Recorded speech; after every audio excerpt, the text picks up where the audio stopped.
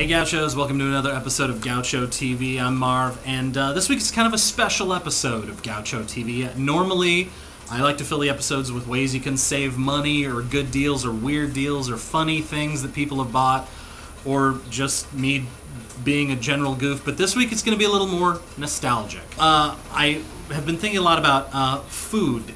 It's funny how sometimes you're at a party or at a friend's house and you're all talking, and you talk about, oh, remember when they used to make 3D Doritos or whatever. A product they don't make anymore, and you're like, oh, I used to love those. And this always seems to set off a conversation about all the food that is not available anymore, mass-produced food. Foods you ate when you were a kid, and they seemed great when you were a kid, but of course they were actually pretty terrible for you. And when you try them again as an adult, when you can get your hands on them, you're like, oh yeah, these actually were awful.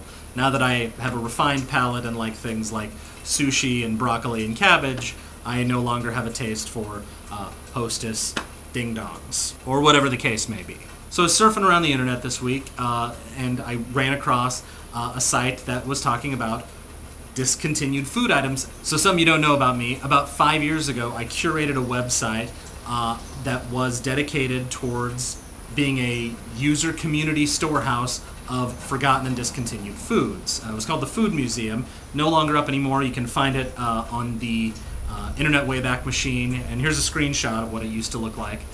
And all of the pages were user-submitted, hey, remember, and it was a long list. Oreo Big Stuff, some of you from the 80s, if you're old enough, you might remember they made giant Oreos, like huge Oreos that were 1,000,000 calories. And this is back before packages legally had to have nutrition facts on them. This was back before people were worried about eating a 9,000 calorie snack with 40 grams of fat.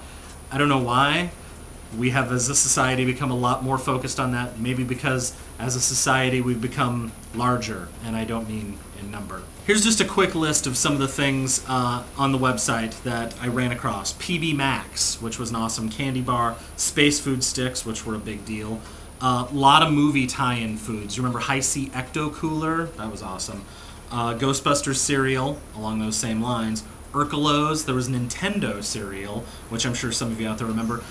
There was Pepsi Storm, Crystal Pepsi, OK Cola, Orbits. You remember the non-carbonated beverage that was clear and had little balls of something floating in it? And it was grossed everybody out. Not the gum that is available now. Giggles, Cookies, Big League Chew, and like I mentioned, Oreo Big Stuff. Now, something you might not know about all these products is they are, in fact, some still available. For the most part, not available, but some of them you can still get your hands on. If you're looking to get your hands on some of these candies, they're not all out of circulation. Like I said, some of this stuff is still being produced in small quantities and available around, depending on where you look. I've also heard tell of cases on like eBay where you can find, you know, sodas that have been discontinued, but keep in mind those were probably found in a warehouse. They are probably stale. They may not be safe to consume, so at your own risk. Now, I was planning on taking you to our local awesome retro candy shop that we have here in Austin, but of course, every time I try to shoot exteriors, it pours rain. Keep in mind, Austin is a very dry climate. Central Texas is supposed to be kind of a desert climate, yet every time I try to shoot outdoors, it's raining. So rather than take you there, I will just tell you from here inside the car that you can, if you're in a major metropolitan area, probably look up your local candy kitchen or your local fun, cute, retro candy shop, or sometimes it's just little gift shops that still carry some of the rare, older 50s, 60s candies that are still in limited circulation. And if you can't do that, you can try this.